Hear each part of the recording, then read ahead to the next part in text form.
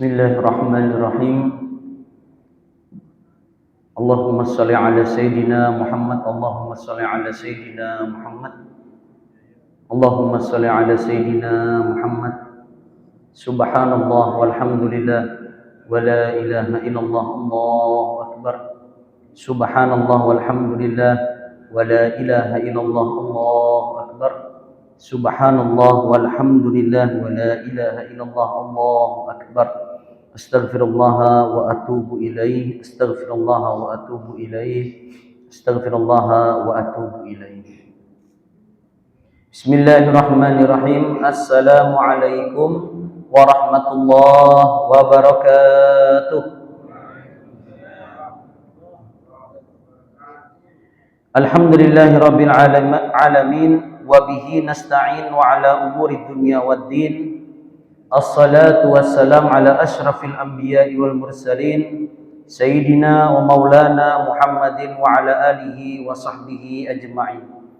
Allahumma alimna ma yanfa'una wanfa'na bima 'allamtana innaka antal alimul hakim. Allahumma faqihna fid din wa 'allimna ta'wil. Allahumma aftah lana futuhal 'arifin. Allahumma yassir umurana wa umural walidaina. Allahumma yassir umurana li ziyarati Makkah wal Madinah. Rabbi shrah li sadri wa yassir li amri wahlul 'uqdatam min lisani yafqahu qawli. Alhamdulillah, mungkin pirasat ulun aja. Alhamdulillah pinanya banyak orang. Alhamdulillah. Siapa yang bisa menggerakkan orang sebanyak ini? Bukan ustadz, bukan kaum masjid, bukan ketua, tapi Allah Subhanahu wa ta'ala. Bisa jadi sebab utamanya bukan ustadznya, bisa jadi masjid adalah tempat favorit. Kenapa? Karena di siang hari masing-masing matahari sebiji sorang, panas benar, humap Pak. Sampai masuk masjid, alhamdulillah, bahasa nyaman Pak, dingin. Ini salah satu hikmahnya masjid itu ada AC-nya. Supaya apa? Ada humap. Amun humap nih jamaah kadang ada fokus lagi sembahyang. Lawan takutnya dijadikan alasan, kada hendak ke masjid situ. Nah, kenapa? Panas.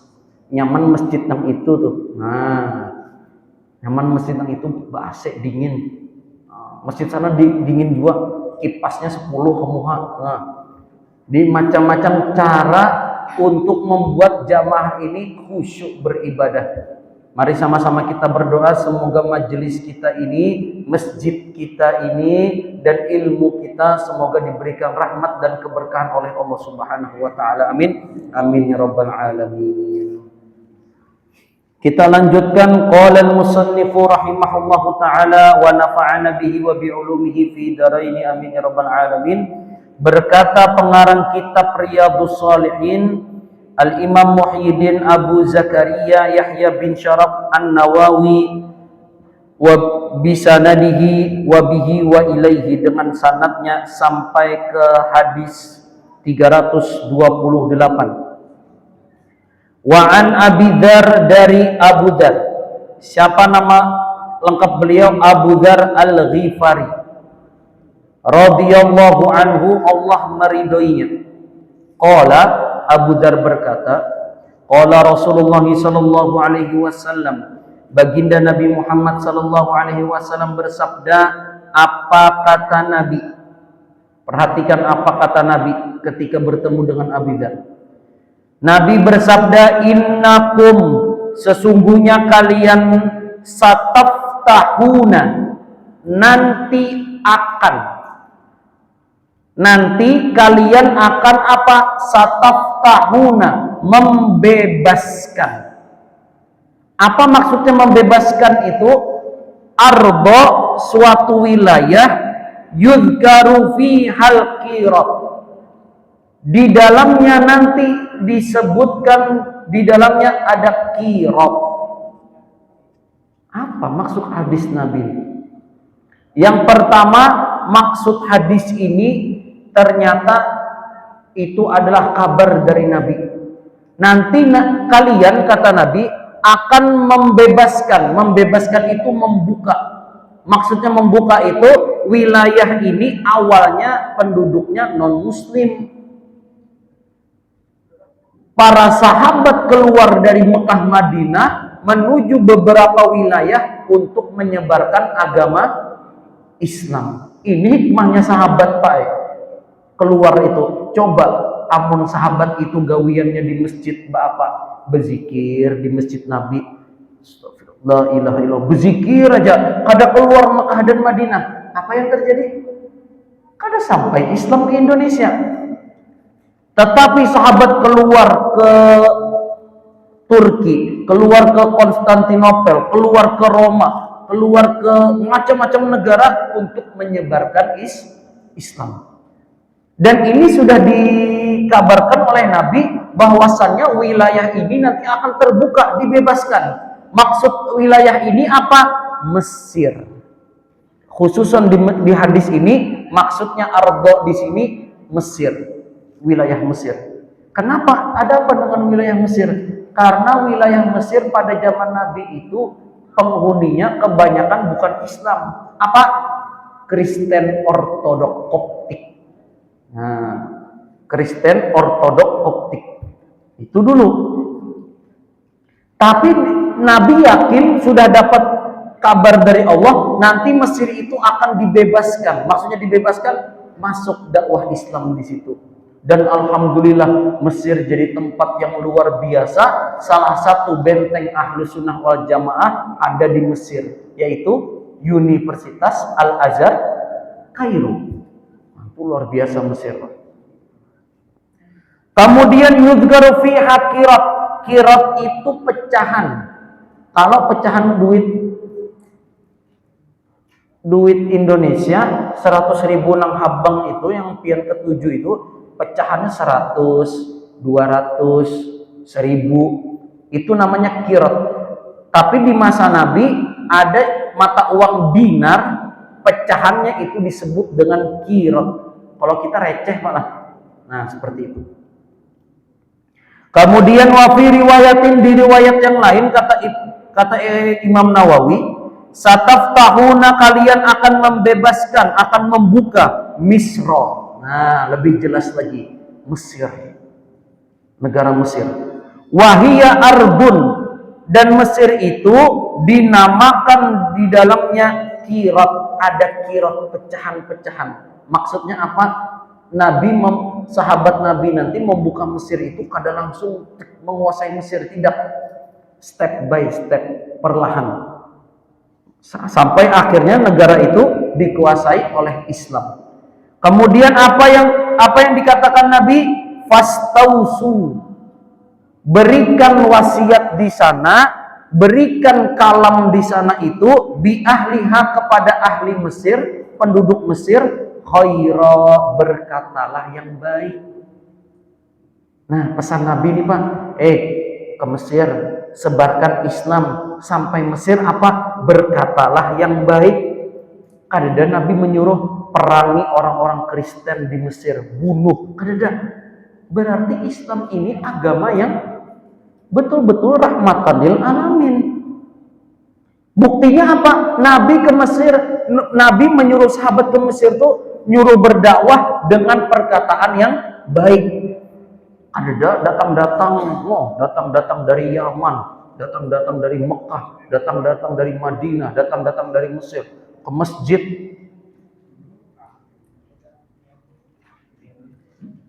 Apa nih? Ini gelas apa nih? Ini gelas apa nih? Apa minum di masjid nih? Haram. Wah. Ini kenapa pindah ada suara? Nah. Ini ada membaca apa nih di masjid nih? Baca Yasin, kenapa diimbai nih? Nah, daripada baca komik pulang salah pulang, mending baca Yasinnya atau pahala. Datang, oh ini salah. Ada. Nabi menyuruh berdakwah di satu tempat khaira, dengan perkataan yang baik. Seandainya datang ini kada boleh, ini kada boleh. Ini kenapa nih ada kamera nih? Ini kan dari zaman Nabi nih kamera nih. Macam-macam seberataan salah, akhirnya tumbur. Ada kesan nanti, kenapa Islam ini begitu keras? Padahal Nabi menyuruh ketika berdakwah di suatu negara dengan perkataan yang baik. Yang baik. Orang itu suka mendengar yang baik daripada mendengar yang kasar-kasar. Kenapa kemudian dilanjutkan oleh Nabi? Fa inna lahum, karena sesungguhnya ahlu Mesir itu, orang-orang di Mesir saat itu, zimmah. Apa zimmah itu, Pak? Tanggungan. Pian bisi anak pian itu namanya zimmah. Maksudnya apa? Tanggungan pian. Pian bertanggung jawab di situ. Kada boleh lepas, kada boleh habis.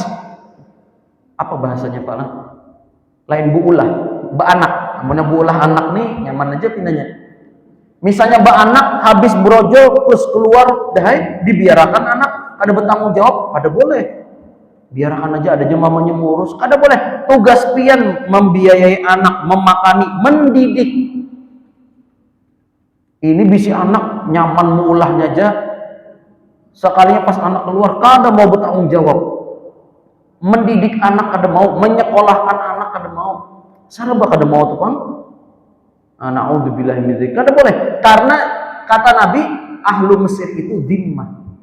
Kita ada tanggungan kepada mereka. Kenapa tanggungan? Sama saudara. Ding sanak mau bahasa kita tadi. Kemudian apalagi? Rahimah, mereka itu satu rahim. Kenapa satu rahim? Sama dari keturunan para nabi. Nah, itu. Kemudian wa fi riwayatin, di riwayat yang ketiga kata Imam Nawawi, fa idza iftatahtumuha, apabila kalian sudah membebaskan kota Mesir, apabila kalian sudah membuka kota Mesir, fa ahsinu ila ahliha, berbuat baik. Jangan kalau sudah datang di kampung orang, kemudian di sana dipersilahkan berbuat seenaknya, jangan. Itu ada namanya adab. Nabi juga menyuruh, kalau sudah sampai Mesir sudah dibuka, dibebaskan, orang-orang yang di ahli Mesir itu jangan diperangi. Buktinya apa? Sahabat menyebarkan Islam, orang-orang Kristen Ortodok masih bebas beribadah. Bukan berarti ini negara ini Islam sudah, kada boleh agama yang lain. Kristen bunuh, kada boleh. Di Mesir itu alhamdulillah sampai sekarang itu semua hidup berdamai. Islam dengan bukan Kristen damai, kan ada masalah. Nang Islam sembahyang di masjid, yang Kristen beribadah di tempatnya masing-masing, kada tumbur. Yang tumbur ini di mana, Pak? Nah, itu Bang tumbur. Di Israel ini tumbur terus, Pak. Allahumma shalli ala sayyidina Muhammad. Fa inna lahum dhimmatan wa rahiman. Karena sesungguhnya orang Mesir itu ternyata dhimmah rahimah. Ada hubungan tali silaturahim dengan kita. Pertanyaannya, tali silaturahim dengan siapa? Ternyata Nabi punya hubungan kerabat, bahkan istri Nabi orang Mesir. Ada istri Nabi yang orang Mesir. Itulah kenapa sebabnya Nabi itu menyuruh untuk berbuat baik dengan ahlul Mesir. Panjang umur, sehat badan, banyak rezeki, semoga pian bisa umroh plus Mesir. Amin. Amin ya rabbal alamin. Karena banyak tempat-tempat di Mesir itu yang harus bisa kita datangi untuk berziarah. Salah satunya ziarah para ulama, di situ banyak, sahabat pun ada, dan juga ada, kalau ulun kada salah, makam Imam Syafi'i di sana. Nah, yang sudah pernah ke Mesir insya Allah banyak kisahnya. Kalau ulun belum, cuma mendengar kisah aja. Semoga ada rezeki bisa ke sana nanti. Amin. Amin ya rabbal alamin. Nah, besok berangkat, pengajian libur akhirnya.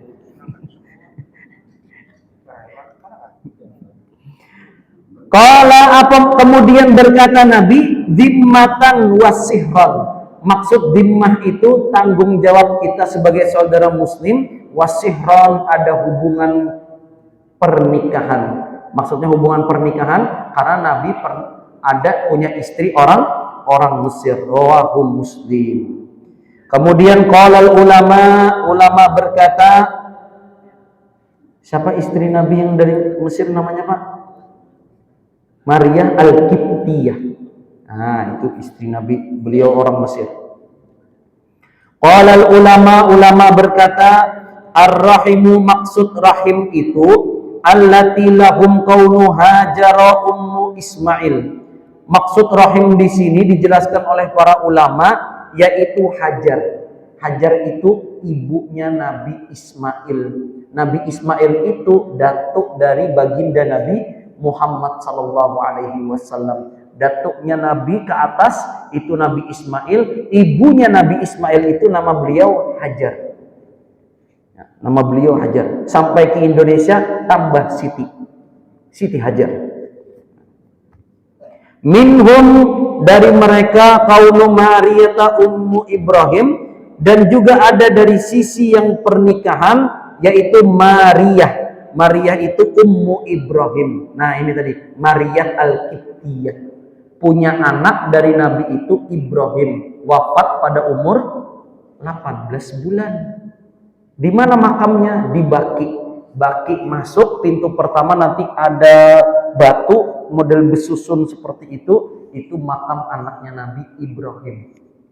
Ketika anaknya baginda Nabi Muhammad SAW wafat umur 18, Nabi menangis.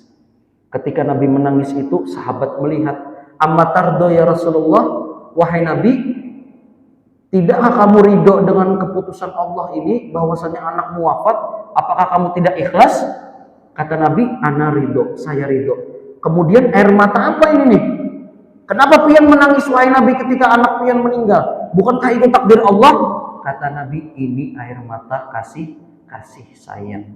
Siapa yang tidak sedih, siapa yang tidak menangis ketika ada keluarga tercintanya diambil oleh Allah Subhanahu wa taala. Jadi boleh kita itu menangis, khususnya bapak-bapak, khususnya lakian. Saya pesankan di sini yang masih muda-muda nih itu masih muda-muda, jangan ragu untuk menangis. Menyepian ya masih masuk muda juga. Jangan sampai ada stigma lakian kada boleh menangis. Nangis lakian tuh harus bersedih, keluarkan emosi itu keluarkan. Tapi jangan di orang melihat, itu aja. Punya orang melihat sopan juga. Kayak ulun awal mondok menangis lah, ditinggal mama abah menangis, tapi masuk ke kamar mandi keran tuh dinyalai yang paling keras, hanyar jingkar menangis gitu, menangis. Ada kedengaran Pak? Nah, maksudnya apa? Laki-laki juga perlu perhatian, juga perlu mengutarakan emosionalnya. Baginda Nabi ketika anaknya wafat Ibrahim menangis Nabi. Bukan berarti menangis itu tanda lemah, bukan. Justru mengakui kelemahan itu bentuk kekuatan sejati. Itulah laki-laki. Kaunu Maria ummi Ibrahim, dan juga ada Maria Al-Qibtiyah, ibunya Ibrahim, ibni Rasulullah sallallahu alaihi wasallam, anaknya baginda Nabi Muhammad sallallahu alaihi wasallam. Itulah kenapa Nabi menyuruh ketika berdakwah ke Mesir itu berdakwahlah dengan lemah lembut. Kemudian kenapa sedikit memperpanjang tentang Mesir? Ternyata Mesir ini kotaknya luar biasa, Pak. Ulama-ulama di sana luar biasa. Saya mengatakan hampir semua universitas di dunia, universitas Islam di dunia, rata-rata kalau mau buka itu memanggil ulama, memanggil syekhnya itu bukan dari Indonesia, bukan dari mana-mana, ternyata dari Mesir. Saya katakan ada universitas di Mekah, di Madinah. Sebelum mau membuka kampus itu, yang dipanggil siapa? Grand Sheikh Al-Azhar. Itu luar biasanya Syekh Mesir itu, Pak. Cuma sekarang ini Mesir seperti dikucilkan. Ada stigma yang negatif tentang Mesir. Jangan sekolah di Mesir, Fir'aun aja tuh. Ini ya, isi otak pian Fir'aun kebanyakan nih. Makanya isinya Fir'aun. Padahal Mesir itu luar biasa. Saya lulusan Yaman, tetapi bukan menganggap Yaman itu yang paling benar, bukan. Benar Yaman itu. Masya Allah banyak ulama, tapi ada juga yang bagus. Salah satunya apa? Mesir. Mesir. Makanya banyak di situ ada Grand Sheikh Al Azhar, luar biasa Mesir itu. Jadi kalau misalnya anak pian hendak sekolah, bebas mau pilih Mesir, pilih Yaman, pilih Mekah, pilih Madinah, doakan semoga ilmunya berkah. Amin. Amin. Kemudian kita masuk ke hadis selanjutnya, wa an Abi Hurairah radhiyallahu anhu, dari Abu Hurairah radhiyallahu anhu, Allah meridhoinya, qala Abu Hurairah berkata, lamma nazalat hadhil ayah, ketika turun ayat ini. Apa bunyi ayatnya? A'udzu billahi minasyaitonir rajim. Wa anzir ashirataka wal ashiratakal aqrabin, dan beri wa anzir, dan beri peringatan. Siapa? Ashirataka, keluargamu, aqrabin, yang paling dekat. Beri peringatan keluargamu yang paling dekat. Siapa Pak? Anak, istri, ayah, ibu, ding sanak. Siapa lagi? Kai, nini. Itu yang harus kita beri peringatan duluan sebelum mengingatkan orang lain. Kadang mohon maaf, ada orang mengingatkan orang lain semangat, tetapi keluarganya seorang lupa diberi peringatan. Maksudnya diberi peringatannya apa? Dinasehati. Nasihati yang dari yang terdekat dulu. Kenapa? Turun ayat ini, ketika turun ayat yang saya baca tadi, da'a Rasulullah sallallahu alaihi wasallam, Nabi langsung memanggil Quraisyan, suku Quraisy. Kenapa? Karena Nabi berasal dari orang-orang Quraisy. Dipanggil orang-orang Quraisy semuanya, fajtama'u, berkumpul orang Quraisy. Fa'amma, ada orang-orang dari kabilah suku Quraisy itu yang umum, wa khassa, ada yang disebutkan secara umum, secara khusus. Secara khusus itu apa? Bani Abdillah, Bani Abdul Muttalib. Apa maksudnya bani-bani itu Pak? Kita contohkan. Contohnya Ustadz Zaini. Pian bisi anak berapa? 2. Satu siapa? Aulia lawan. Aulia ini Ustadz Zaini, Aulia, manggilnya Aulia lah. Muhammad bisi anak lagi, kemudian bisi anak lagi, sampai banyak. Nah, Muhammad ini dipanggilnya Bani Muhammad. Jadi pas Ustadz Zaini duduk nih, Bani Muhammad, berarti keturunannya Muhammad. Misalnya ada satu lagi siapa?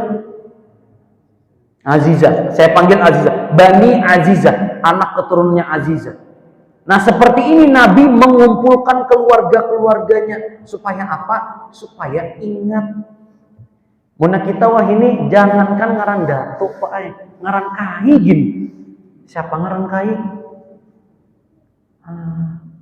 Ngaran kai ulun munnya kada salah. Gimin, Pak Gimin. Cuma lengkapnya siapa? Kadang ngaran kai itu kan ingat lagi. Apalagi yang abah-abahnya, datu-datunya kan ingat lagi. Siapa? Tapi Nabi menjaga itu. Kenapa? Untuk tahu, oh ini keturunan beliau, untuk tahu ini yang perlu diberi nasihat terlebih dahulu, diutamakan. Dikumpulkan di sana orang-orang Quraisy, disebutkan bani-baninya, wa qala ya bani Abdi Syams, wahai bani Abdi Syam, ya bani Ka'ab bin Lu'ay, wahai bani Ka'ab bin Lu'ay, angkidu anfusakum minan nar. Apa pesannya Nabi? Pesannya Nabi, angkidu anfusakum minan nar. Jaga diri kalian dari api neraka. Sekali lagi ulun ulangi, jaga diri kalian dari api neraka. Itulah sebabnya Imam habis membaca La ilaha illallah wahdahu la syarika lah, lahul mulku wa lahul hamdu yuhyi wa yumiitu wa huwa ala kulli syai'in qadir. Doanya apa Pak? Allahumma ajirna minan nar. Allahumma ajirna minan nar. Ya Allah, lindungi kami dari api neraka ya Allah. Ya Allah, jauhkan kami dari api neraka. Ternyata sejalan dengan hadis Nabi. Pesan Nabi kepada keluarganya, jaga diri kalian dari api neraka. Ya Bani Murrah, wahai Bani Murrah bin Ka'ab. Wahai Bani Murrah bin Ka'ab, sama pesannya. Angkidu anfusakum minan nar. Jaga diri kalian dari api neraka. Ya Bani Abdim Manaf, wahai anak-anak dari Abdu Manaf. Angkidu anfusakum minan nar. Jaga diri kalian dari api neraka. Ya Bani Hashim, anak keturunannya Hashim, keturunannya Nabi, angkidu anfusakum, jaga diri kalian dari api neraka. Ya Bani Abdul Muthalib, wahai anak cucu Abdul Muthalib, sama angkidu anfusakum minan nar. Pertanyaannya adalah, pernahkah kita mengajari anak cucu kita nih, hati-hati lawan api neraka. Hati-hati nak sembahyang nak, hati-hati api neraka.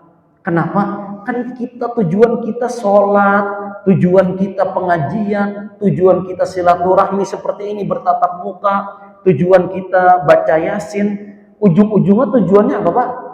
Masuk surga. Masuk surga itu supaya ada ke neraka. Kan pilihannya dua karena tujuannya. Bukan untuk merasa hebat lain. Aku pengajian nih karena aku rajin. Aku pengajian nih karena kada nyaman, karena dilihat pina di absen ustadznya, karena mana kada hadir aja. Kada, tujuan kita apa? Supaya menjaga diri dari api neraka. Ya Allah, semoga anak cucu kita, semuanya orang tua kita tidak masuk neraka. Semoga semua yang hadir masuk surga. Amin. Amin ya rabbal alamin. Kemudian kata Nabi, ya Fatimah, wahai Fatimah, angkidhi nafsaki, jagalah diri engkau minan nar. Pesan Nabi sama kepada keluarga Quraisy nih, dari kalangan Quraisy. Jaga diri kalian dari api neraka. Kenapa? Fa inni la amliku lakum minallahi syai'a. Karena aku tidak punya hak apapun untuk melindungi kalian dari keputusan Allah Subhanahu wa taala. Ini Nabi yang berpendapat, Nabi tidak punya kekuasaan untuk menjaga dari keputusan Allah. Siapa yang bisa menjaga? Kita. Jadi kalau ada ustadz lah Pak. Contohnya aja ustadz di sini. Ulun mencontohkan. Ustadz Faisal berpada, yang 4 pengajian ini saya pastikan kada masuk neraka. Yang 4 pengajian ini bapak-bapak kada masuk neraka pian Pak. Nabi aja kada kau menjamin umatnya nih masuk. Nah, apalagi manusia biasa. Ini bisa jadi ustadznya ini pengeramput bisa nih. Nah. Munnya pian hendak masuk terjaga dari api neraka Pak. Nah, bayar dulu 1 juta Pak. Karena ulun ada amalan khusus membangunkan rumah sagan pian di surga karena. Tapi 1 juta dulu. Pian mau hendak bertingkat 1.500.000. Nah, Pak Eko mau hendak listriknya teganal di surga 2.500.000 kena. Nah, wah, macam-macam tawaran sagan jamaah nih. Sekalinya UUD juga ujung-ujungnya duit. Nabi tidak punya kekuasaan, tapi alhamdulillah Nabi punya yang namanya syafaat. Punya syafaat. Bagaimana mendapatkan syafaat baginda Nabi Muhammad SAW? Dengan bersolawat, beribadah, pengajian, sholat berjamaah, semua amal soleh kita laksanakan untuk mendapatkan syafaat baginda Nabi Muhammad SAW. Tapi kalau sudah masuk neraka, Nabi gak susah untuk menentukan ini masuk surga, karena itu ruang lingkup kekuasaan Allah Subhanahu wa taala. Jadi sekali lagi kita berdoa, terus berdoa semoga yang hadir di sini anak cucunya, orang tuanya semua mendapatkan syafaat baginda Nabi Muhammad SAW. Kemudian kata Nabi di ujung hadisnya itu, ghairu anna lakum rahima, karena kalian ini semuanya itu rahim. Sudah dijelaskan rahim sebelumnya Pak lah, rahim itu keluarga kita, turun temurun itu rahim. Untuk menyambung tali silaturahim itu kata Nabi, sa'abulluha, akan kubasahi talinya, bibalaliha, dengan air supaya basah. Maksudnya Nabi itu apa ya Pak? Dibasahi supaya basah.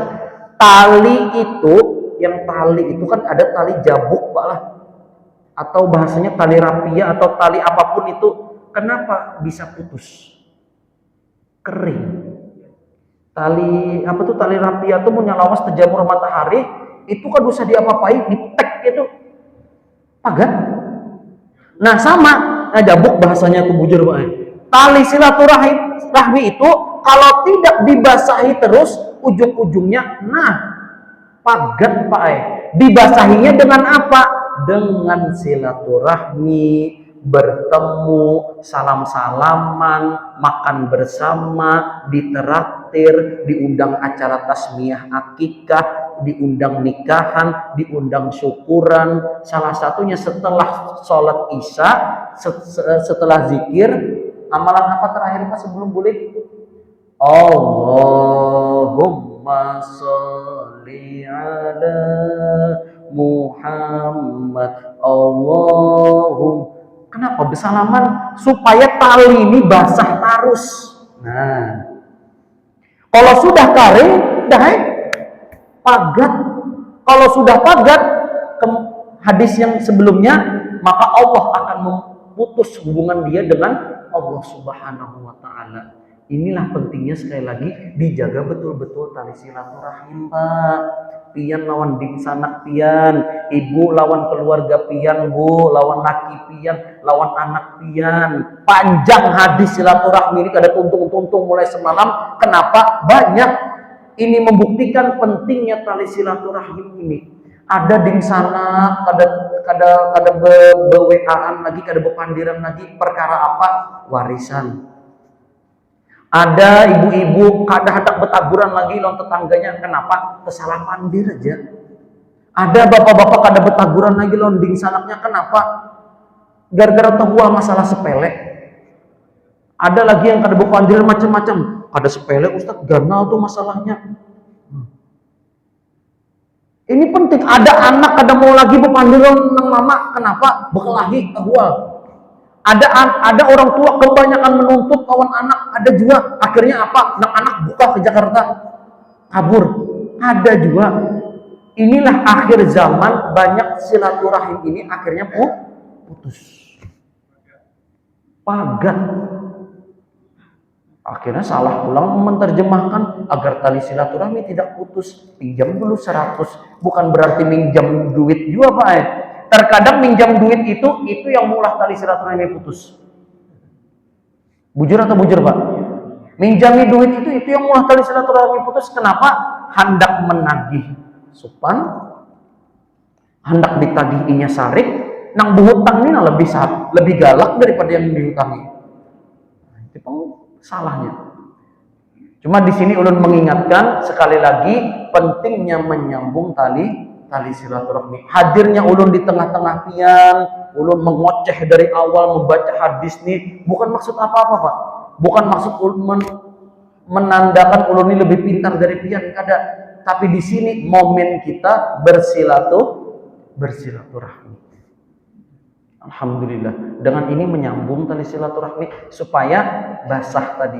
Mudah-mudahan tali silaturahmi kita tetap terjaga. Amin. Amin ya rabbal alamin. Kemudian terakhir dibahas oleh Imam Nawawi, qauluhu, perkataan balaliha dibaca fathah bil ba. Ba-nya dibaca fathah, jangan dibaca kasrah. Kalau dibaca kasrah berarti Bilal. Bilal itu azan, orang nang azan, sahabat Nabi. Kemudian wasaniya wa kasriha, tapi bisa juga kata Imam Nawawi dibaca kasrah, yaitu Bilal. Apa maksudnya Bilal atau Balal itu? Balal itu artinya maun, air. Balal artinya maun, air. Itulah kenapa bahasa Banjarnya basah tuh baal. Bisa jadi dari bahasa Arab nih Pak, balal. Nah, Bisa jadi. Basah-basah dikit baal aja. Wa makna hadis yang kita baca tadi, sa'asiluha, aku akan menyambung tali silaturahmi tadi, sabbaha qati'ata abil hararah. Kalau tali silaturahmi itu panas, tali tadi panas, itu akan mudah terputus kata Nabi. Bujur Pak lah. Sepakatkah kada nih? Amunnya hubungan pina panas, kada betaguran, besarikan, bemuaran, besangkalan, panas. Itu kada lawas putus tuh. Mulainya apa Pak? Nomor di blok, kada lagi bepandir, menyinggung lewat status WhatsApp. Di status WhatsApp, kira baik orangnya nih, sekalinya waluh juga aja. Sibuk menulis di status WhatsApp. Padahal orang yang dimaksudnya nih kan membaca juga. Kan dibacanya sibuk menulis. Gasan apa menulis yang nang kayak itu. Model malaikat membaca juga kan ke situ kayaknya. Jadi kada usah repot-repot menulis status WhatsApp yang menyebabkan renggang hubungan tali silaturahmi. Kemudian kata Nabi, tutfa'u, tali yang panas yang mudah putus tadi bisa didinginkan lagi dengan air. Wahadi itu barradu bisilah. Inilah proses mendinginkan tali silaturahmi. Itulah kenapa di masjid ini kadang ada undangan bapak-bapak, ayo kita baca Yasin berjamaah, ayo kita acara pagi itu apa Pak? Khataman Quran, macam-macam acara di sini. Kemudian acara nanti ada undangan tasbih akikah, ada alhamdulillah anak ulun menikah, ada undangan macam-macam. Ini tujuannya apa? Sekali lagi untuk mempererat tali silaturahmi. Kiranya itu yang bisa ulun sampaikan. Alhamdulillah hari ini kita membaca 2 hadis. Hadis yang pertama bahwasannya kita harus berkata baik ketika beribadah, memberikan nasihat kepada orang lain. Kemudian salah satunya keutamaan negeri Mesir yang disebutkan oleh baginda Nabi Muhammad SAW. Kemudian poin yang selanjutnya adalah kita disuruh oleh Nabi memberikan nasihat kepada keluarga kerabat kita masing-masing. Maksudnya bukan kada boleh memberi nasihat ke orang lain, boleh, tapi jangan lupa dengan keluarga sendiri. Itu yang lebih utama. Apa nasihatnya Pak? Jaga dirimu dari api neraka. Kiranya ini mari sama-sama kita tutup dengan berdoa kepada Allah Subhanahu wa taala. Semoga majelis kita ini, semoga ilmu kita semuanya diberikan keberkahan oleh Allah Subhanahu wa taala dan juga diberikan rahmat dari Allah Subhanahu wa taala. Semoga keluarga kita, anak cucu kita dan kedua orang tua kita dosa-dosanya diampuni oleh Allah Subhanahu wa taala. Semoga kita diberikan kemudahan oleh Allah untuk bisa mengamalkan dari semua ilmu yang telah kita pelajari. Semoga Allah memperkuat tali silaturahmi kita semua. Semoga Allah memudahkan kita dalam langkah kaki kita untuk bisa berziarah ke Mekah dan Madinah. Semoga Allah memberikan kita cahaya keberkahan untuk bisa mengamalkan ilmu yang kita tentunya banyak sudah kita pelajari. Yang terakhir kita berdoa semoga saudara-saudara kita yang sedang sakit, saudara-saudara kita yang terkena musibah diberikan ketabahan oleh Allah Subhanahu wa taala dan diangkat penyakitnya oleh Allah Subhanahu wa taala. Amin. Amin ya rabbal alamin. Subhanakallahumma wa bihamdika asyhadu an la ilaha illa anta astaghfiruka wa atubu ilaik. Ulun banyak-banyak minta halal, minta ridha, minta maaf, minta ampun. Wabillahi taufiq wa hidayah. Wassalamualaikum warahmatullahi wabarakatuh.